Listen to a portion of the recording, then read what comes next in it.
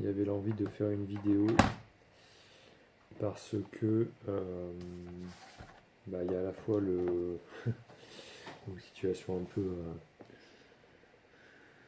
un peu complexe, enfin un peu douloureuse, difficile, forme de début de sentiment de dissociation et de mal de ventre, sentiment d'avoir un peu trop mangé et plein de jugements qui vont avec, quoi. Euh,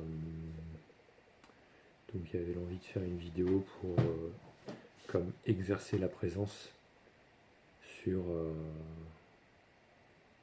sur rien, enfin en étant là et ouais, pour ressentir notamment en présence, comme je disais dans d'autres vidéos, euh,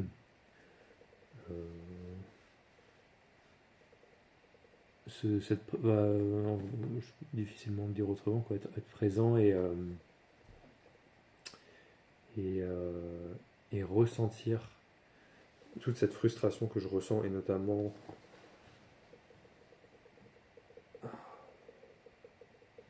typiquement là je sors d'un visionnage en famille d'un match de rugby et, euh, et en fait à la fois je me sentais présent pendant le moment et à la fois après il y a eu tout un tas de je sens le retour de bâton, non pas qu'il y ait quelque chose qui a été mal fait pendant le visionnage, mais je sens en fait des mécanismes de compensation ou de je sais pas, de blocage, de fermeture post visionnage, on va dire. Et c'est vrai qu'il y a eu de la difficulté, ne serait-ce qu'à lancer la vidéo ou à choisir quelque chose, soit faire un yoga, soit faire une vidéo, quelque chose qui me fasse du bien. Parce qu'il y a eu vachement de. C'est fou parce que je le relis comme ça au moment précédent, mais en fait je sais que ça n'a rien à voir avec le moment du visionnage qui était certes intense et relationnellement un peu brutal, mais rien à voir en fait avec, je crois, ou alors ça peut avoir, mais disons que c'est pas. Il n'y a rien de mal qui a été fait. Et ça peut avoir dans l'historicité du corps, dans le sens de. Il y a sûrement eu d'autres événements comme ça dans le passé où, après un moment de sociabilisation intense, je ne sais pas trop pourquoi, mais il y a une espèce de tentative de me calmer ou de réduire ouais, il y a quelque chose qui se dit. Enfin, il y a une grande violence et une grande. Est-ce que j'ai pris ça? Hop, là, ça passe pas. Ça passe juste. Ok, yes. Ouais, il y a une grande interdiction. Et c'est comme si ça se disait tant que je suis pas calmé, je passe. J'arrête de vivre, ou il y a un truc comme ça. Donc, même là, il y a des jugements qui disent ça sert à rien, t'es une merde à faire des vidéos comme ça. Ouais,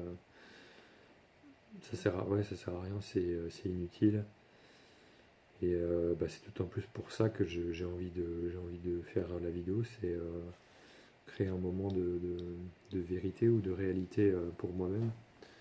Euh, Sûrement que ça parlera à d'autres sur ce truc-là. Et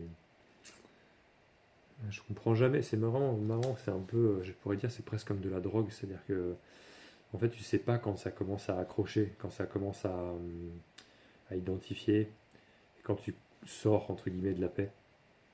Euh, pour le dire comme ça, parce qu'évidemment, j'en sors pas, et c'est ce qui permet, encore une fois, je crois, de traverser le truc, c'est de savoir qu'en même temps, Dieu t'a pas quitté, Dieu ne t'a pas abandonné, et en fait, c'est là le courage aussi, c'est de se dire, que j'appelle courage, mais en même temps qui n'est pas du tout une décision, c'est pas moi qui décide, mais ça se fait, l'envie de dépasser ça, de transcender ça quelque part. Et voilà,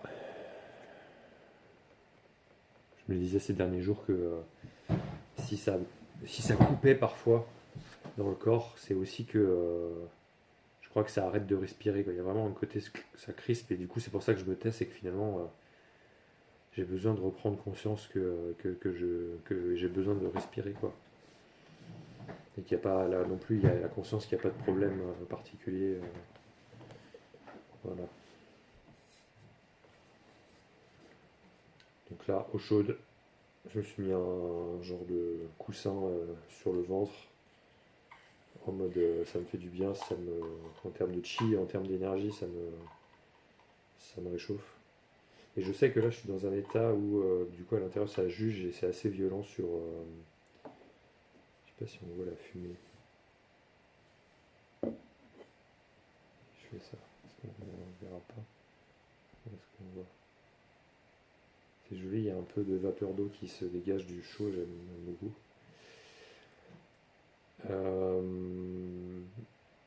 Je sais plus ce que je disais sur le truc de transcender. En fait, je sais que là, à la fois, c'est spécifiquement parce que ça juge que ce moment est pas intéressant qu'en fait il l'est. Là, je sens qu'il y a vraiment en même temps une authenticité de ce que je suis en train de dire et en fait, là où ça pense que c'est illégitime et que ça sert à rien et que c'est de la merde, bah, en fait, c'est particulièrement important d'être vécu, regardé et comment le dire autrement, bah, d'être avec honnêteté regardé, quoi, pas évité, quoi. Pour le dire comme ça, encore une fois, parce que évidemment, j'ai pas, je sais pas si dans une autre réalité, j'aurais pu ne pas faire cette vidéo et du coup être autrement, quoi. Mais probablement que pour jouer, j'ai envie de dire que si je l'avais pas fait ou si j'avais pas pris un choix quelque part, d'un choix de allez, je lance la vidéo, je reprends le présent, j'aurais plus de difficultés ou j'aurais peut-être pris plus de temps. Non pas qu'il faille aller plus vite, mais j'aurais pris plus de temps pour tout simplement reprendre la vie, en fait, tout simplement. Je pense que là aussi, il y a une rouverture de pièces en mode PTSD. C'est le côté, ouais, le sentiment d'arrêter de vivre, de vouloir me. C'est fou parce que le mental, il pourrait réutiliser quasiment n'importe quoi, sauf peut-être, bah, voilà, un moment de sociabilisation où j'ai le sentiment qu'avec la présence qui n'est pas personnelle, qui n'est pas possédée par moi-même, et que j'ai l'impression, bah, on pourrait dire qu'il se présente de plus en plus à moi comme étant véritable et, comment le dire, je me fais de moins en moins avoir, en fait. Je me fais de moins en moins avoir par ce truc qui récupère avec la tête en disant ça y est, j'ai trouvé la paix, maintenant j'ai la puissance et la connaissance. Parce que je pense que dans la sociabilisation, il y a l'inconnu de l'autre et qui crée ce truc de bah, tu ne sais pas, tu reviens à une incertitude de l'instant qui est tout à fait naturelle et qui est, je crois, ça donne un sentiment de fraîcheur d'esprit, ça ramène dans l'instant présent en fait, sans que ce soit moi qui essaye de le faire, de posséder, de revenir par la force en disant je devrais, enfin, du coup de réutiliser l'instant présent comme une, enfin, pour le reprendre, pour le dire comme ça, la tête peut utiliser les concepts de l'instant présent, les dérivés, les dérivatifs en fait de l'instant présent, de la paix, d'une expérience personnelle comme ah ces derniers jours j'étais dans la paix, etc. Pour se dire je dois retrouver cet état de paix et maintenant il n'est pas un état de paix qui c'est pas un état que j'accepte et du coup c'est là quelque part le trap quoi, le piège c'est là qu'est le bas blesse on pourrait dire. Parce que spécifiquement, pour reprendre ça, le moment d'intensité sociale de match avec la famille, en fait, c'était un moment où il y avait de l'électricité et je me sentais pas forcément bien dans la tête, etc. C'était pas paisible, c'était pas idéal pour moi, mais c'était un moment que je pense que j'ai décidé de vivre et je suis resté jusqu'au bout parce que je le sentais comme ça.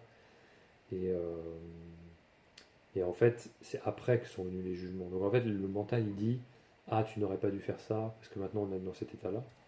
Ça fait partie des règles qui sont jugeantes, paternalistes, etc. Et, euh, et en fait, non, en fait, la présence elle était là, et la présence elle est toujours là, même si j'ai l'impression de plus y croire ou quoi. Donc, en fait, c'est aussi l'élan de continuer à vivre, là aussi, je parlais de keep going on, quoi. C'est l'élan de continuer à vivre malgré le sentiment d'avoir mal, qui permet de passer à autre chose au plus vite possible, en fait, et d'avoir, comment dire, une forme, j'allais dire une anti-peur ou une.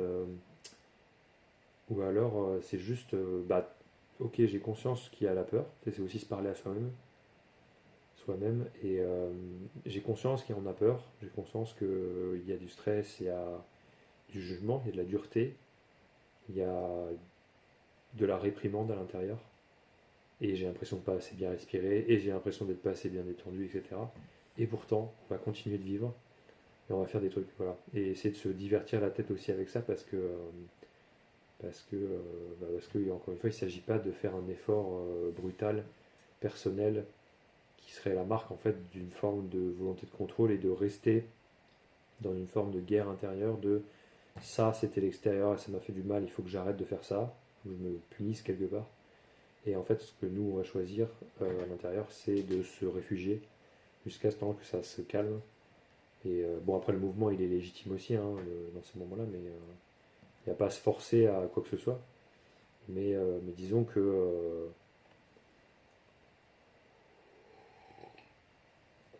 ouais,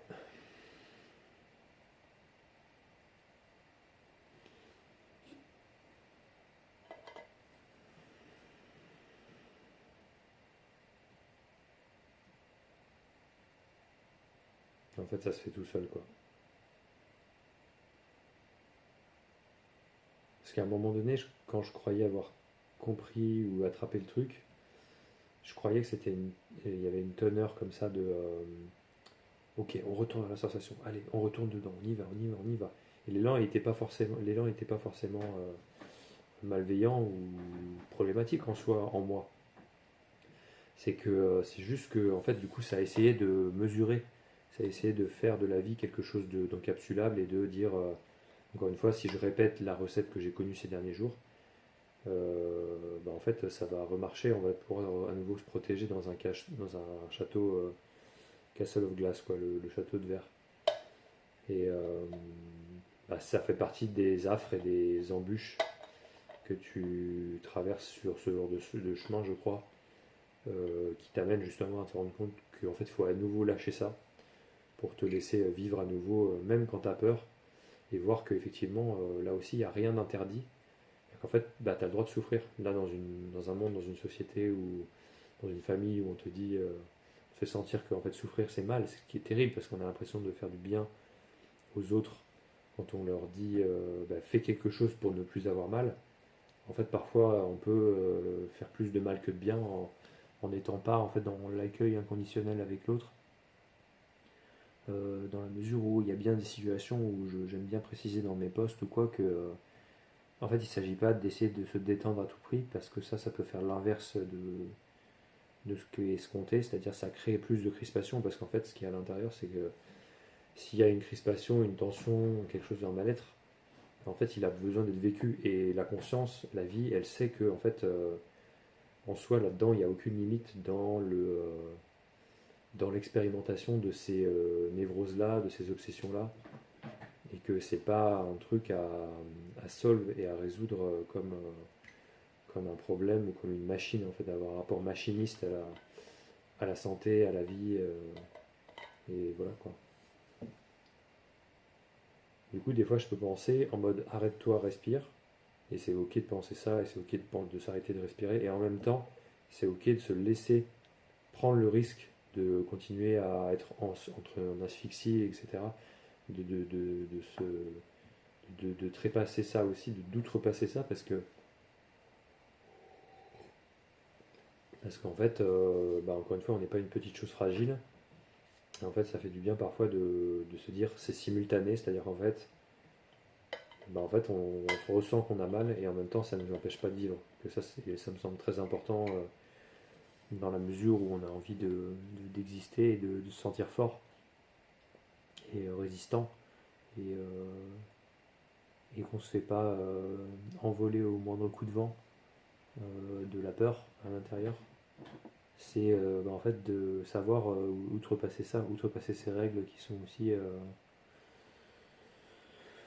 je ressens des règles basées sur de l'inquiétude en fait, de l'inquiétude de qu'est-ce qui pourrait se passer en fait. J'ai tellement été prostré dans des schémas, dans des machins comme ça que aujourd'hui il y a une force en moi qui dit je préfère vivre en prenant le risque que en fait de vivre toute ma vie en m'interdisant de souffrir parce que supposément c'est pas bien et qu'il y a un risque à la souffrance. Risque étant mentalement la croyance que en fait on va plus souffrir si on se laisse souffrir. C'est ça aussi, la croyance de la débandade ou de la décadence.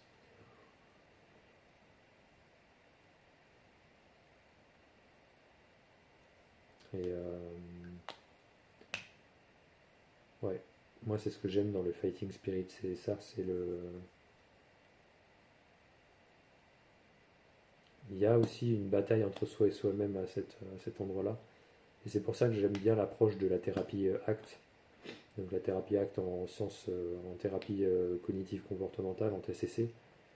C'est une approche qui se base sur, bah, du coup, comme son nom l'indique, c'est acceptance and. C'est quoi c'est Je sais que c'est acceptation et engagement en français. Ça va être commitment en anglais. Acceptance and commitment therapy. Et en fait, bah c'est ça, c'est-à-dire qu'il ne s'agit pas d'interdire à ressentir en disant full débile, ah écoute pas ce que tu ressens, enfin franchement arrête, c'est ridicule, ce genre de paroles un peu qui te déstabilisent énormément parce qu'elles te disent que tu devrais pas ressentir ce que tu ressens maintenant, alors qu'en fait ce que tu ressens maintenant tu l'as pas inventé, c'est genre c'est là, et donc du coup tu vas pas faire semblant. Et en fait, donc c'est dans un premier temps de comprendre que c'est ok, que c'est là, même quand on ne sait pas pourquoi ou quoi, ça a le droit d'être là. Et après d'engagement, donc d'engagement en premier lieu, bah, dans cette thérapie-là, c'est par rapport à des formes de valeurs, etc. Et moi je pourrais l'interpréter en disant, bah, c'est de s'engager dans ce qu'on a envie de vivre dans la vie, quoi. Avec cette connaissance que moi ça fait quelques années que une forme d'isolement et de retrait enfin, on va dire ouais, du retrait du monde, d'éloignement à la fois de relations, mais aussi de travail, ce qui a des avantages et des inconvénients.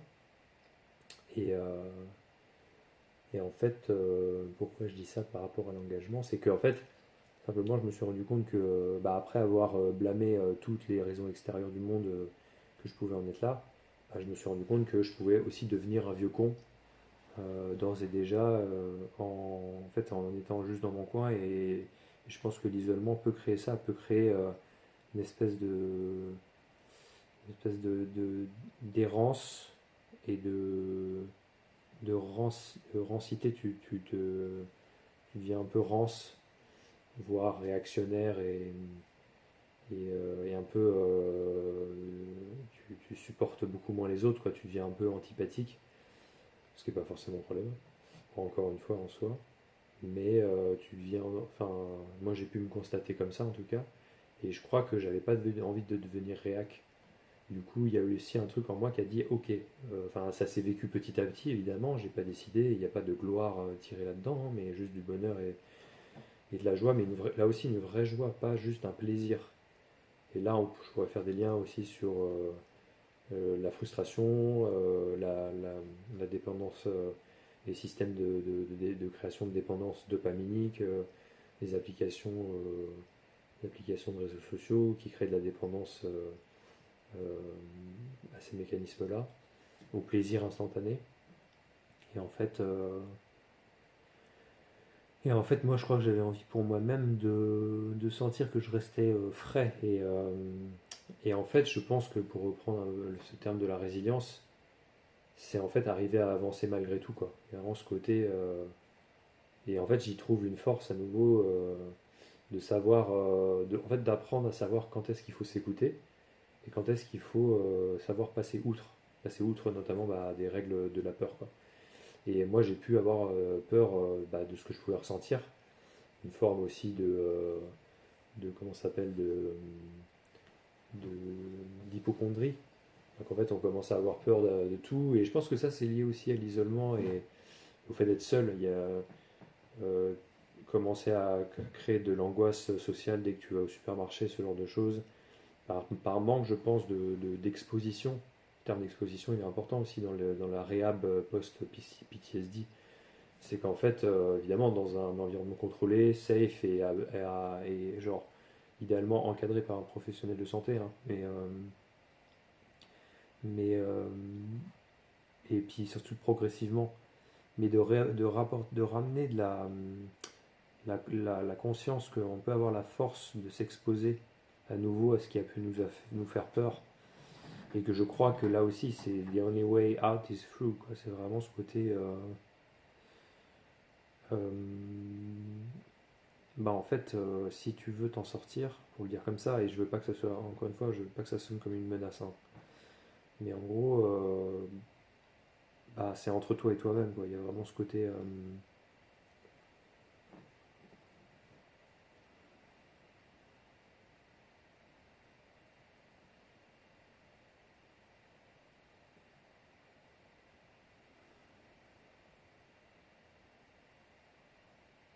Et après, je parlerai de la respiration, je pense.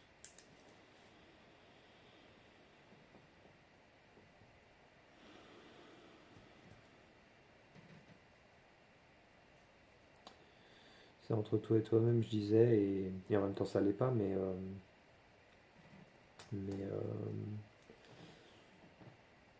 en gros, à un moment donné, j'ai voulu, pour le ramener à moi toujours, à un moment donné, j'ai voulu, pour moi-même, quelque part, m'en sortir.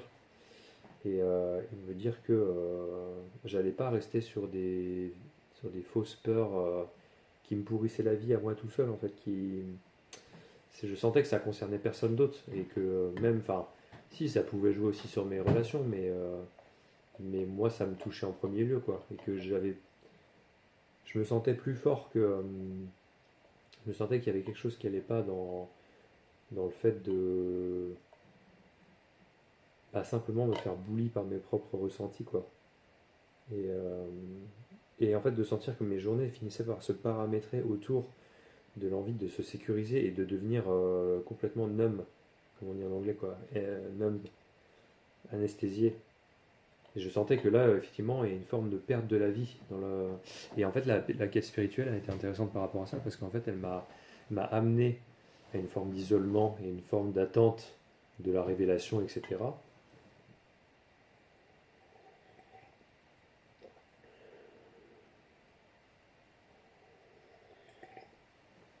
Je suis en train même de me dire que ce que je disais dans les autres vidéos, en fait, est peut-être pas si vrai, surtout sur cet aspect. Euh, Est-ce que je devrais. En fait, de toute façon, je l'ai évoqué dans. Je sais pas la première fois que je le capte, hein. Mais c'est vrai que je l'ai évoqué en questionnement, là aussi. Grand merci la vidéo. En fait, est-ce qu'il faudrait vraiment que je m'arrête à chaque fois que j'ai peur de plus respirer ou j'ai cette contraction à l'intérieur? En fait, je crois qu'avec le temps, j'arrive à défier aussi ce truc à l'intérieur qui dit arrête-toi de parler, est-ce que tu es en danger, en fait? Non, non, ça. Je sens que. Je sais pas si je vois une évolution sur le système nerveux, mais j'ai comme foi que ça va changer. En fait, ça a créé une forme de réapprentissage et de désensibilisation du système nerveux par rapport à des signaux d'alerte.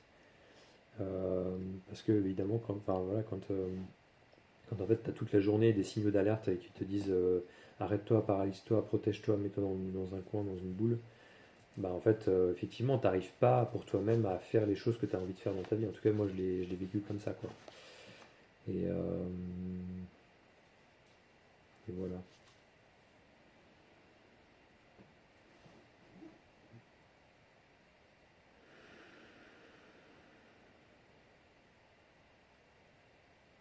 En fait, je pense que les deux sont bien. C'est différent. Quand je parle, et c'est pas forcément. Je suis pas plus en danger que quand je parle pas. C'est ça aussi la croyance qu'elle a, c'est que je suis plus en danger si je parle que si je parle pas. Et en fait, quand j'arrête de parler, que je respire, bah, je suis aussi dans une autre mesure conscient de ce qui se passe, de mon corps, de la respiration. Et c'est bien aussi, quoi. C'est bien aussi.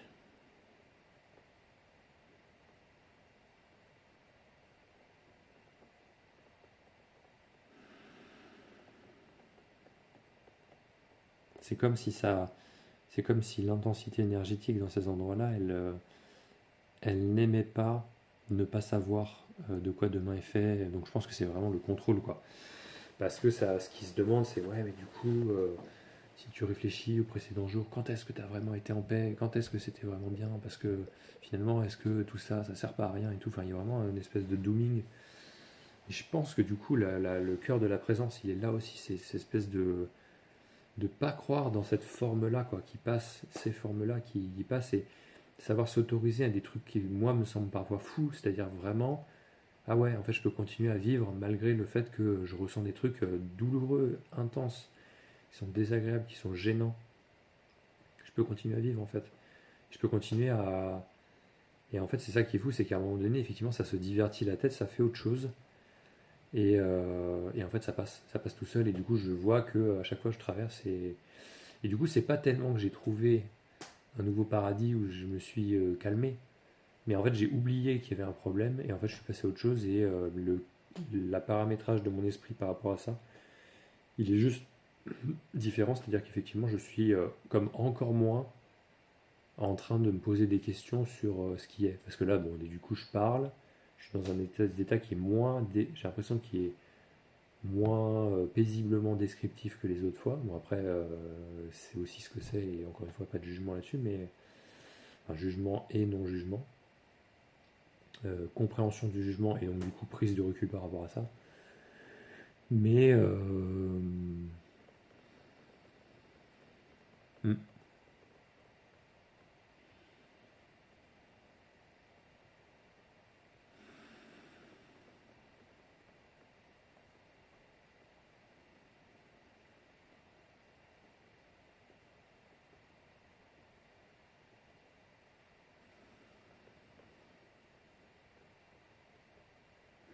la fuite.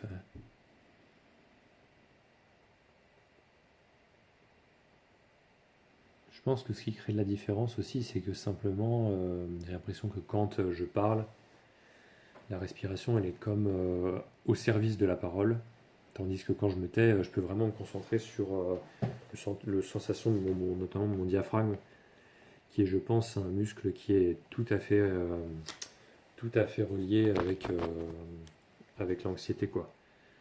Et je me suis dit ça tout à l'heure aussi, c'est que parfois c'est encore aussi simple que, pour pas dire encore plus simple, mais encore aussi simple, c'est toujours aussi simple que breathe in, breathe out, quoi. Genre, respire, respire. Est-ce que tu es conscient que tu respires? Est-ce que tu es conscient que tu respires? Et souvent, quand je me sens speed à la parole et que j'aimerais comme parler plus en harmonie, être aligné, c'est que en fait, il y a ce sentiment d'anxiété, de tension et en plus, par-dessus potentiellement l'idée que je devrais pouvoir être moins tendu, quoi.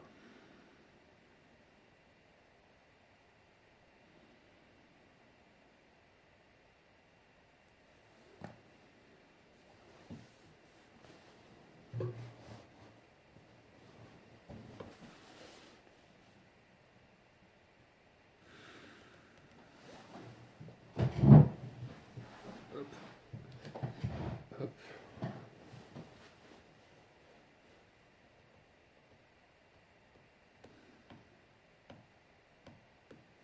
Et là non plus, hein, je comprends pas très bien. Je comprends pas très bien ce que je fais, mais je suis là. plus là.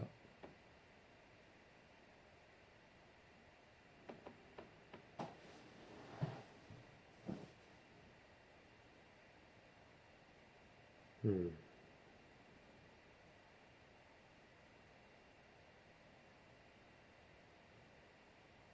Intéressant.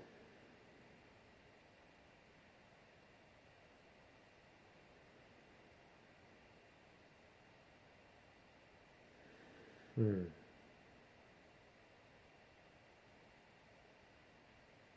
Si j'ai l'impression d'être en danger quand je parle et d'être moins en danger quand je parle pas, c'est que je pense que ça a dû être inscrit là-dedans aussi, dans, dans ce truc de, effectivement, si je dis quelque chose, je prends un risque. Je le relie à mon contexte familial, évidemment. Et donc, je pense que là, ce que je ressens, c'est qu'effectivement, la numbness, alors, ouais, la numbness, pas celle dont je parlais tout à l'heure, parce que tout à l'heure, je parlais d'une numbness qui fait que, mais en même temps, elle doit être reliée quand même. Disons que c'est quand même deux cousins assez différents. Je parlais de numbness d'anesthésie, qui fait que tu n'arrives pas à faire les choses que tu as envie de faire dans ta vie, et d'être qui tu es.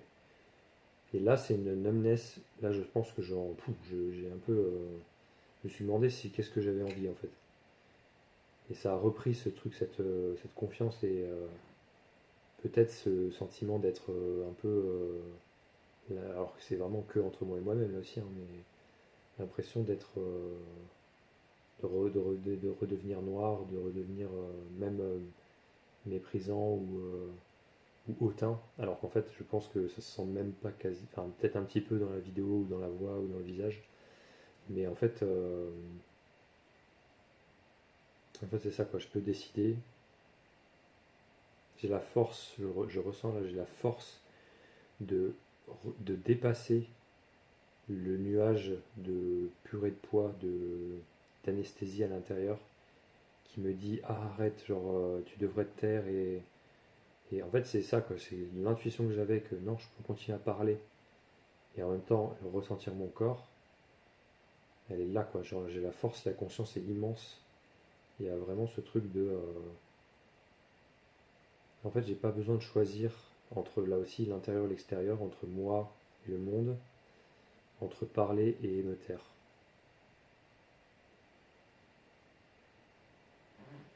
Et c'est vraiment, il y a la croyance que je vais pas être assez doux, je vais pas être assez gentil si si en fait j'affirme cette énergie, même d'avoir les sourcils froncés quoi. Et je sais que dans ces endroits-là, j'ai pas envie de me calmer. Donc c'est beau, là ça fait 30 minutes et je sens que je passe à autre chose là. En fait c'est ça, c'est de l'affirmation de soi. J'ai tellement pas, je pourrais le dire comme ça pour être joli quoi, même si en même temps je vais dire instantanément le contraire. Mais j'ai tellement pas confiance en moi quoi. J'ai tellement pas confiance dans la légitimité, dans le droit de vivre que j'ai à l'intérieur quoi. Le droit d'essayer, de faire des erreurs, de c'est fou, c'est fou.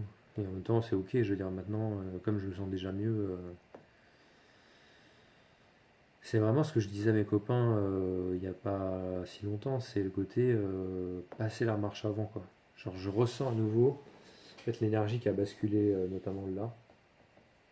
Peut-être que c'est tout simplement, comme je le ressens devant, dans vraiment la face frontale, peut-être que énergétiquement, c'est vraiment, je réactive le néocortex dans le cerveau, qui correspond, je crois, bah, du coup, à la présence dans le sens prise de décision, rationnelle, calme, etc. Et quand je suis dans le nuage, je pense qu'il doit y avoir des réflexes un peu reptiliens de la base du crâne, du cerveau, je sais pas si, peut-être pas limbique parce que c'est pas tellement émotionnel, mais ça doit être relié quand même aux émotions, mais cerveau reptilien plutôt de la défense, et du coup qui crée une fuite énergétique dans le. Là, je l'avais pas trop senti dans une forme de fuite énergétique, mais plus dans une encore une fois, dans une purée de pois. Je me sentais numb, alors que j'ai pas spécialement passé une mauvaise soirée, mais je pense que retourner à moi-même et me poser des questions, je sais que c'est vraiment quand je suis avec moi-même, et c'est pour ça que j'ai besoin de verbaliser ce genre de choses, etc. C'est que quand je retourne à moi-même, bah, en fait, je suis dans ma tête. Et j'ai encore une forme de juvénilité, je ressens dans, euh, dans le fait d'exprimer ce que je ressens. En fait. C'est exprimer là où j'en suis, ce que je ressens, mais aussi ce que je pense. Ça, c'est très neuf pour moi, et encore une fois, heureusement que je me suis lancé dans les vidéos. Et là, c'est chouette en fait, parce que j'ai vraiment l'impression de défier. Là, j'ai l'impression, pour le dire comme ça, désolé papa-maman, hein, mais j'ai vraiment l'impression de défier mon père en étant dans cette énergie-là. En fait, de l'affirmation de moi-même.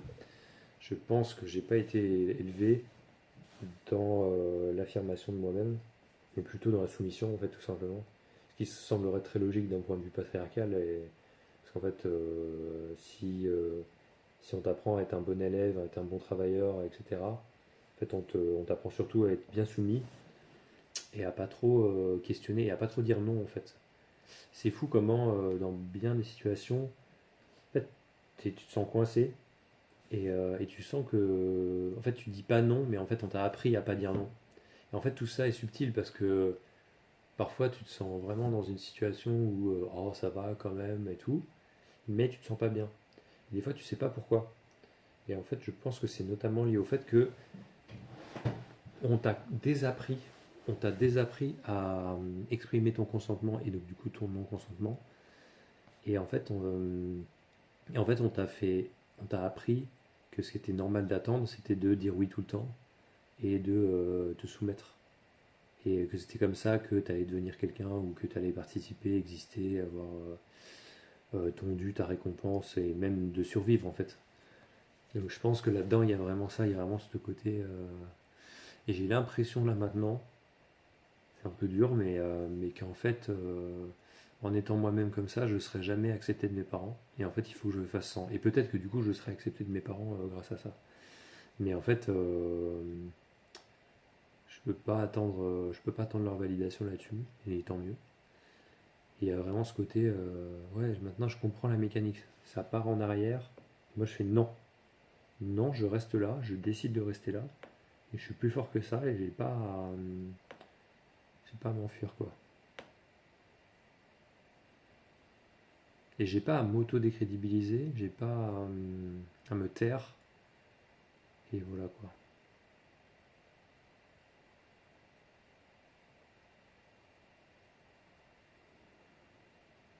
Hmm.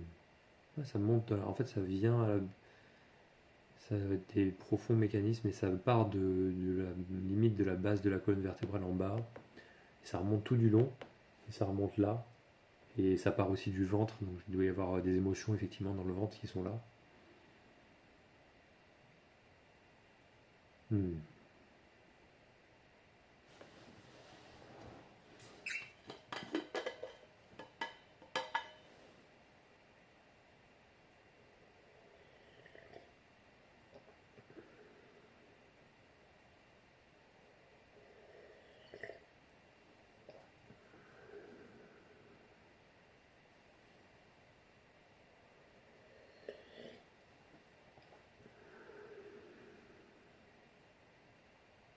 Et du coup le mental il s'agite à ces endroits-là en fait. Une forme Putain, mais c'est fou quoi, c'est fou.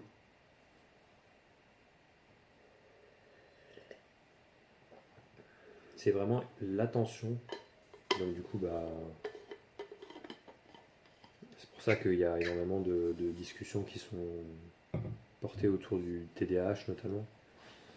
C'est que l'attention, en un seul mot, c'est vraiment pour moi un enjeu là aussi capital de santé, on pourrait dire santé publique quoi. C'est que en vrai, l'attention c'est ta capacité de décision aussi, c'est ta capacité et même j'ai envie de dire de c'est ta dignité, parce qu'en fait c'est ta capacité de discernement en fait, de ce que tu as envie, de ce que tu n'as pas envie, ne serait-ce que dans ces trucs-là de savoir naviguer dans un moment où en fait a priori il n'y a pas forcément de problème et tu te sens vraiment pas bien et tu cherches une solution, etc. Et en fait, parce qu'il y a ce mécanisme d'auto, j'allais dire aliénation, mais aussi d'auto-soumission en fait, d'auto-soumission et d'auto-déni de soi-même. Je vois une forme de mensonge ou de je me cache à moi-même en fait dans ces endroits-là. Et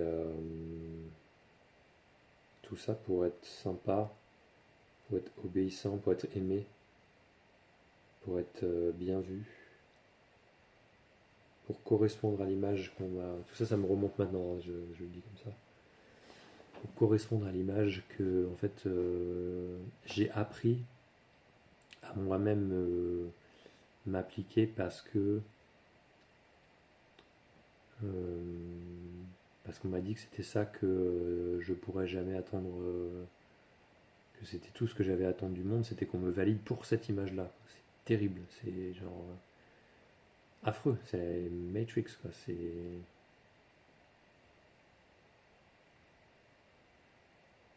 ouais, c'est fou. Ouais, c'est un big machin là aussi.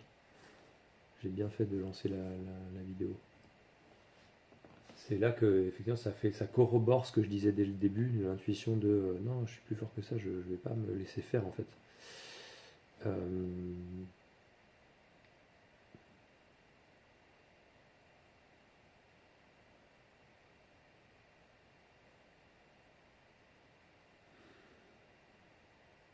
et je respire, je suis pas en train de mal respirer, je suis pas trop tendu en mode il faudrait que je me calme ou il faudrait que je me détende. Et j'ai l'impression que c'est surtout ma mère qui est comme ça. Quand je l'observe, j'ai l'impression qu'elle est tout le temps dans le gaz. Et elle est tout le temps en train de se. Je cherche un terme que j'ai pas encore dit, je pense. C'est pas réprimer, bien que ça soit aussi de la répression, mais c'est un truc de. Ah, ça doit être de. Comment dire? Refouler. C'est du refoulement permanent en fait. Ouais. Désolé pour ceux qui aiment pas trop les termes psychanalytiques, hein. Mais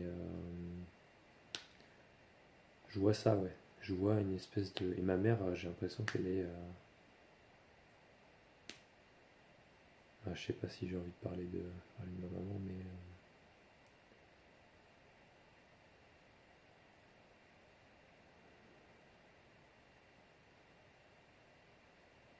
la menace, putain, c'est vraiment la menace qui a créé ça, quoi. Ah ouais, ouais, ouais, c'est vraiment ça. Putain, putain, ça a mis des années.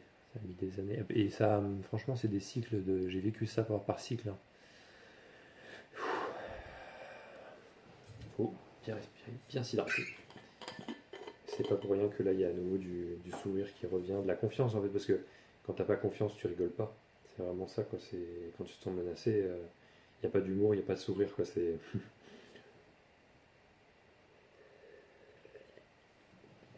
ouais. C'est pour ça que j'ai l'impression dans ces endroits-là que tant que j'ai pas bah, du coup résolu, enfin c'est fou parce que c'est un état qui s'auto-nourrit.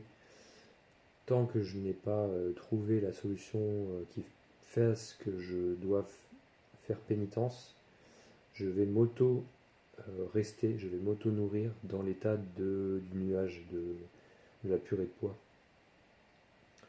Euh, ouais. Et du coup, c'est ça l'illusion, c'est de sortir de cet état qui dit t'es en danger, trouve une solution pour sortir du danger. Et du coup, de chanter, de dire non, en fait, je suis déjà bien maintenant, et en fait, je prends soin de moi, ici et maintenant, en étant attentif à mon corps et comme remontant le courant, le fil, euh, et en n'obéissant pas, en fait, en désobéissant ces règles qui te demandent d'être quelqu'un d'autre et qui te.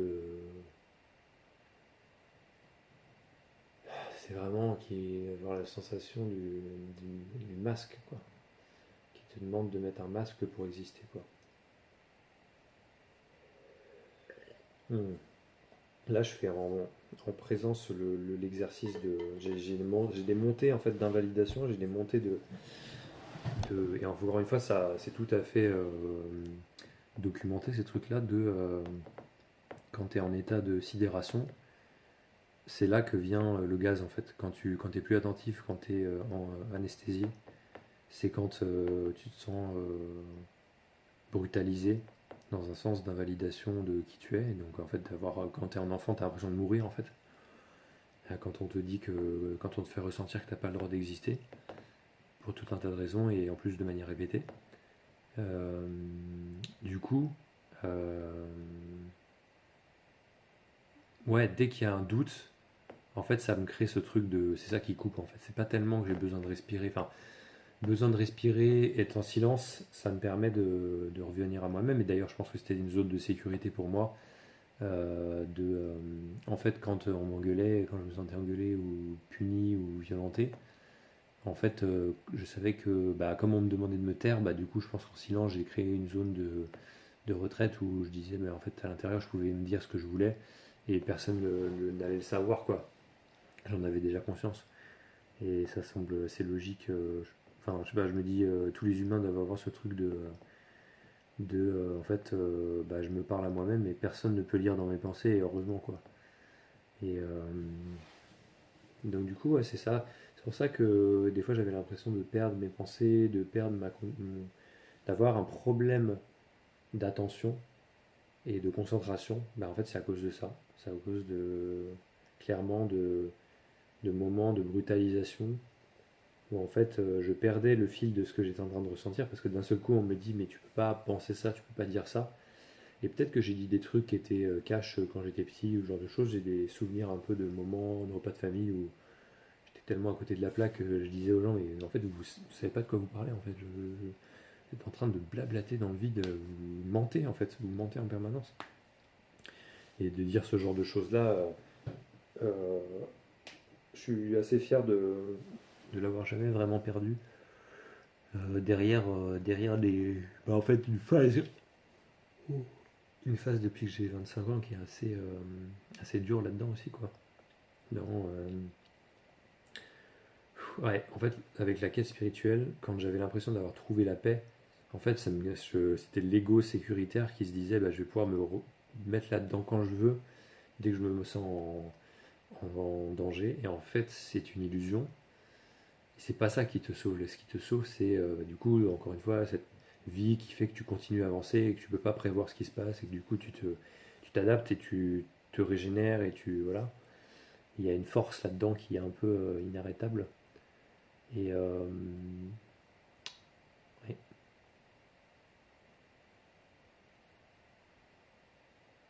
La violence aussi. Je pense que je me rappelle ma mère qui me disait quand j'étais petit, tu te rends compte pas tu te rends pas compte de ta force. Et en fait, bah, c'est aussi symboliquement assez joli comme phrase, mais il y a aussi. Tu te rends pas compte que tu es violent en fait. Et du coup, ça crée ce truc de.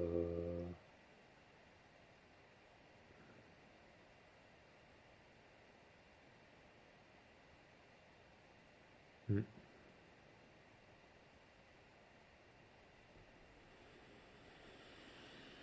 Hmm.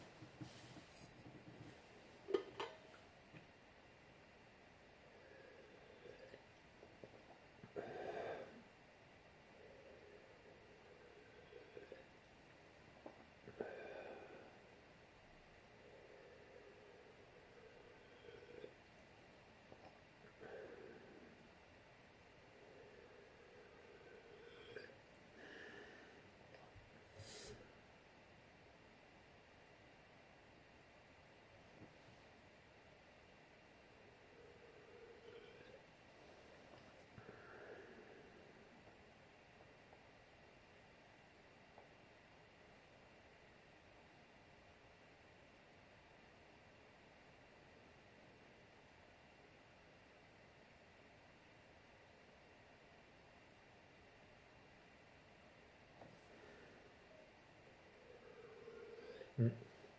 Ça chauffe là. Là aussi, je disais, je pense que la colère, j'ai presque envie de dire l'impolitesse. Il y a vraiment un truc en moi qui est en mode être conscient comme ça et défier la soumission, c'est être impoli, mais normal, parce que en fait, j'ai envie de dire là, l'ordre bourgeois, il se base sur des valeurs morales telles que la bienséance, tout ce qui est rapport à la honte, euh, la, la réputation. Et donc du coup, moi je sais que c'est des phrases que j'ai beaucoup entendues quand j'étais petit, c'était tu devrais avoir honte. Tu devrais avoir honte.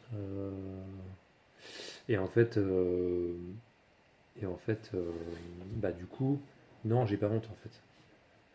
Et je suis peut-être irrévérencieux quand je fais ça, mais c'est ça aussi l'acte de résistance, c'est de dire mais en fait à un moment donné stop en fait, stop et peut-être que peut-être que dans ton monde tu as l'impression que c'est normal et qu'il faut se soumettre et qu'il faut attendre je sais pas quoi et toujours faire des courbettes, mais en fait non.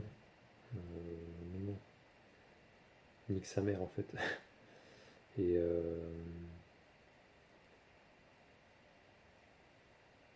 ouais, c'est marrant. En fait, c'est ça. C'est beau de voir que maintenant, il va y avoir beaucoup de circulation dans cet endroit-là parce que je sens, maintenant, j'ai pris conscience de comment ça part en arrière et ça revient en avant. Quand je me dis non, je reste là, je suis présent et en fait, je fais face, quoi. Je fais pas, je m'enfuis pas dans les limbes et tout. Et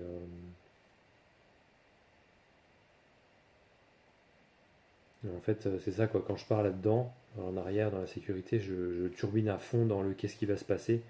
Ça calcule les éventualités de conséquences, de potentiels actes de répression et en fait, en fonction de ce que j'ai dit, est-ce que je ne vais pas me faire taper ou ce genre de choses.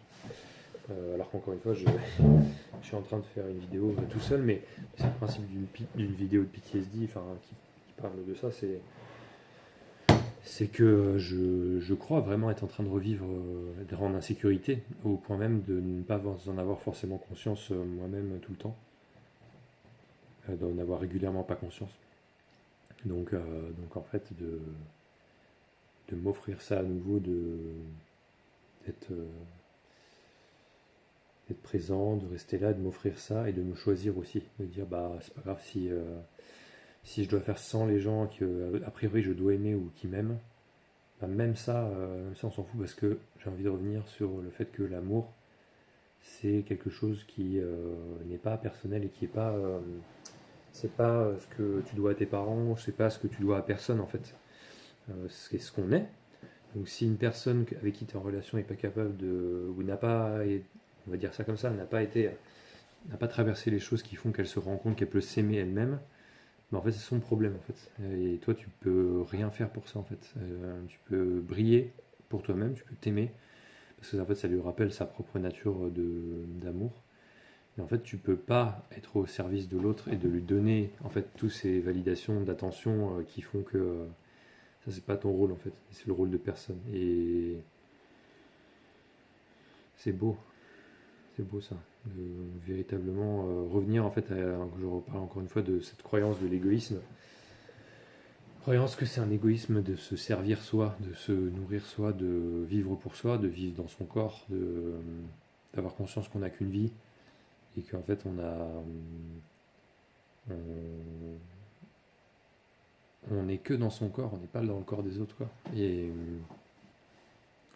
c'est ça, le truc quand ça part en arrière, c'est que je suis en train d'essayer de capter comment les gens ils vont prendre ce que je dis, que ce soit là ou de manière générale. Donc on reparle de la réputation, de comment les gens, le people pleasing, comment les gens ils me voient.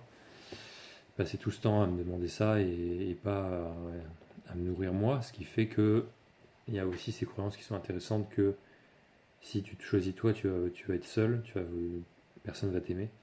Ce qui est c'est parmi les choses les plus toxiques parce que du coup on te fait la menace que si t'es pas soumis et obéissant, tu verras personne et tu seras seul et donc du coup malheureux et donc du coup ce qui se joue à l'intérieur pour l'émotion ou l'enfant c'est le côté tu vas mourir en fait Si t'obéis pas, tu vas mourir. Tu vas mourir socialement, tu vas inexister, quoi. D'où, bah, je pense aussi la soumission, qui est parce que tu te dis, je préfère me soumettre plutôt que ne pas avoir d'amour du tout. Jusqu'au jour où tu te rends compte que en fait, tu peux être ton propre parent et t'aimer, et voilà, quoi. Voilà, encore une vidéo d'1 heure. Je pense que je vais m'arrêter pour écouter ça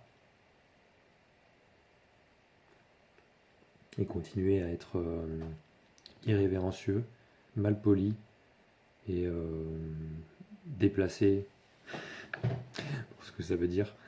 Déplacé, mal placé, c'est comme on dit déjà, un peu, ouais, un peu prétentieux et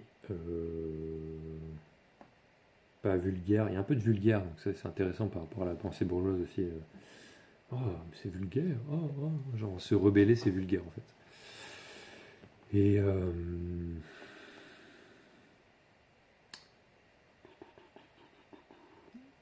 crachat dans ta gueule, hein, comme elle disait, je sais plus qui.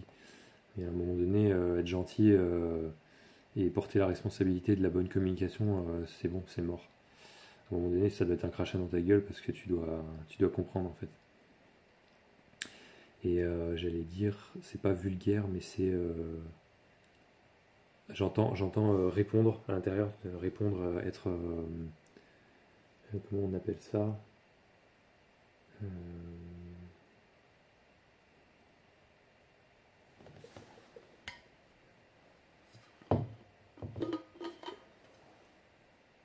Vraiment tout le champ lexical de la rébellion, de ne pas obéir, de la désobéissance, de faire un affront, d'être vraiment choquer la bourgeoisie.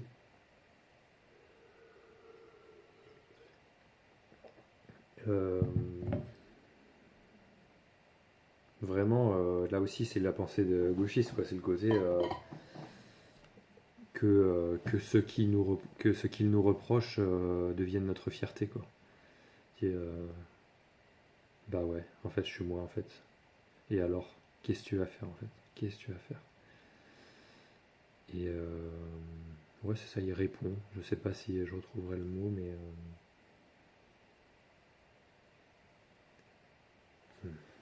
c'est pour ça que des fois, j'ai l'impression que je me fais embarquer dans des situations où en fait, je sais que j'ai pas envie, mais j'y vais quand même. Et du coup, je me blâme et je me juge parce que je me dis que j'ai pas été assez fort, j'ai pas réussi à dire non. Ah, tu m'étonnes, c'est normal, ça fait des années on t'a appris à faire ça. Donc, qu'est-ce qu'ils me disent sur internet pour trouver un adjectif synonyme? Ça charge ça ou pas? Je sais pas si mon télécharge. Vulgaire? Non, c'est pas vulgaire.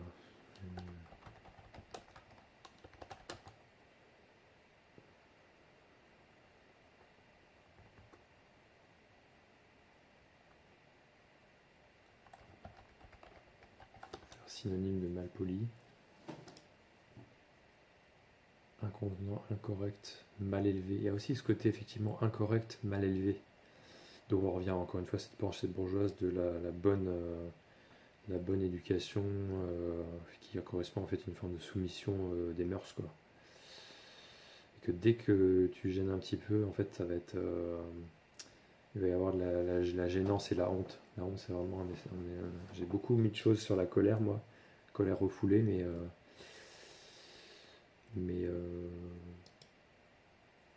ah voilà, il y a plein de choses là. Rude, désobligeant. Désobligeant, c'est ça, hein. Discourtois, je connaissais pas. Rustre, irrespectueux, désagréable, insolent. C'est insolent que je cherchais. Insolent, putain, c'est. Ouais, c'est ça, on m'a dit que j'étais insolent. Et je pense que j'avais fait un blackout de ce mot-là. En fait, je suis putain d'insolent, quoi. Mais pour eux, pas pour moi, pas pour les gens qui comprennent ce que je dis, hein. Je suis pas insolent. Et là, c'est une vidéo très terre à terre, très enfin, humaine et tout, mais c'est au cœur aussi de ce que je partage pour que la spiritualité ne soit pas quelque chose d'éthéré et quelque chose dans laquelle ça soit un trou et un refuge qui nous empêche de vivre. Que ça soit vraiment en fait une spiritualité, mais qui soit très ancrée, très terrestre aussi. À la fois qui peut être très artistique et poétique, mais aussi très terrestre, très terrienne, quoi, et réelle. Et je pense que c'est aussi pour ça que j'ai à cœur de partager des choses qui sont vraies, pas faire semblant. Et que c'est chouette qu'en faisant ça, il se passe des choses en live et, et qu'après je partage avec grand plaisir. Et franchement, je le fais aussi avec, je peux le dire, une forme de peur parce que tout ce que je dis là, c'est des choses que j'ai appris à taire parce que j'étais censé ne faire confiance que ma famille et on garde ça en famille et toute l'insanité que ça représente de dire on garde ça dans le cercle nucléaire parce que supposément on règle le problème entre nous. Donc c'est une forme de vision de la société très archaïque. En fait, on fait justice entre nous-mêmes. Il y a pas de, tu ne vas pas te faire aider. Moi, je sais que quand j'étais enfant, j'avais dit à mon père que je voulais appeler SOS enfant battu. Il m'avait rigolé au nez en fait. Et donc en fait, la décrédibilisation là aussi, elle est, elle est hyper importante dans ce processus de tu vas pas en parler ailleurs. Et voilà quoi. Et en tout cas, voilà, j'espère que ça vous sera parlé, qui que ce soit que vous ayez, enfin, qui que vous soyez ayant regardé ma vidéo, parce que j'ai l'impression d'être illégitime et que ça n'intéressera personne, mais en fait, peut-être que si. J'espère que ça vous aura intéressé et du coup de voir que vous n'êtes pas seul et qu'en fait on trouve des moyens.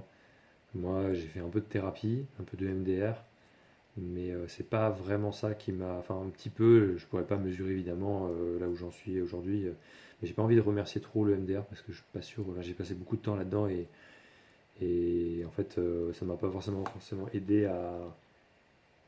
Il y a des moments où ça m'aidait à être concentré, mais il y a aussi des moments où juste j'allais en thérapie et j'ai l'impression que je dépendais de la thérapie, quoi, donc pour aller bien. Donc voilà, il y a des solutions en thérapie, sans thérapie qui existent.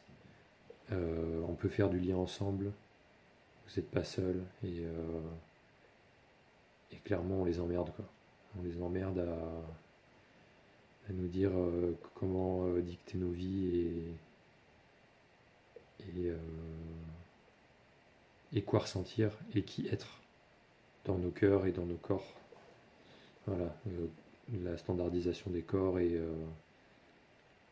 la vertu morale de je sais pas quoi, bullshit de merde quoi. Donc voilà. Je vous souhaite un bon moment, une bonne soirée,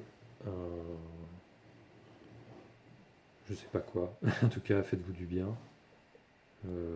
J'ai envie de dire que je vous aime et qu'il y a beaucoup de cynisme dans le monde, mais aussi beaucoup de gens qui n'ont pas abandonné et qui n'ont pas, comme on dit, qui ont le cœur au bon endroit, qui ont le cœur bien, bien placé.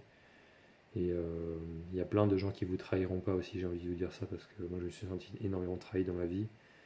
J'ai senti que je pouvais avoir confiance en personne, que globalement que tous les adultes, je pouvais pas leur faire confiance. Donc voilà, j'ai pas abandonné. Il y a des moments où j'ai envie d'abandonner, il y a des moments où j'avais l'impression d'avoir abandonné, puis la vie continue et je suis toujours vivant. Donc en fait, voilà, je vous aime.